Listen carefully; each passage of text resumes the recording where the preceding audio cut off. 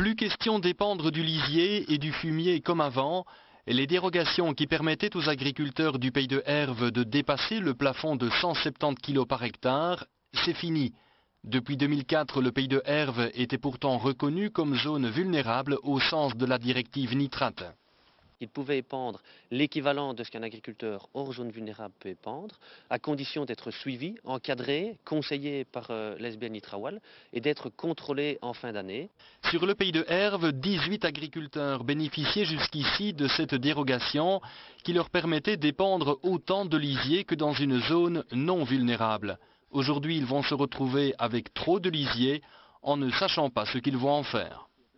Les agriculteurs qui vont avoir des excès maintenant de lisier ou de fumier vont devoir soit diminuer de bétail ou augmenter les superficies, ce qui n'est quand même pas chose aisée ou possible en fonction des investissements qui sont à charge sur l'exploitation. L'autre solution, c'est de trouver des parcelles épandables ailleurs, donc chez des agriculteurs qui auraient du potentiel pour prendre ces matières organiques. Agriculteur à Manéan, Marc Drouguet a bien pensé exporter son lisier excédentaire auprès d'agriculteurs preneurs. Le problème, c'est qu'ils ne sont pas très nombreux. Une solution alors est d'avoir plus d'hectares de parcelles ou alors moins de bétail. Avoir plus d'hectares, ça veut dire une pression, alors qu'il y a une pression foncière énorme ici dans la région, ça me paraît très compliqué. Et avoir moins de bétail, ça voudra dire avoir un revenu moindre aussi. Donc on va avoir de grosses difficultés pour les agriculteurs qui connaissent déjà d'énormes crises ici sur les dernières années. Donc c'est une contrainte supplémentaire. 230 unités d'azote par hectare sur prairie hier, 170 aujourd'hui.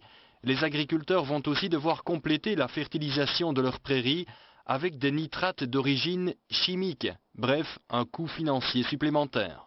Alors qu'autant que le lisier de Beauvais fait 4,4 unités au mètre cube, ça représente à peu près 14 mètres cubes à l'hectare qu'il va falloir exporter. Donc, sur une exploitation comme chez nous, on a 90 hectares, fois 14 mètres cubes, on va tourner aux alentours des 1200 mètres cubes à devoir évacuer. Des nitrates, les agriculteurs ne sont pas les seuls à en rejeter dans les sols. Les particuliers et les industriels aussi contribuent à la pollution des nappes phréatiques.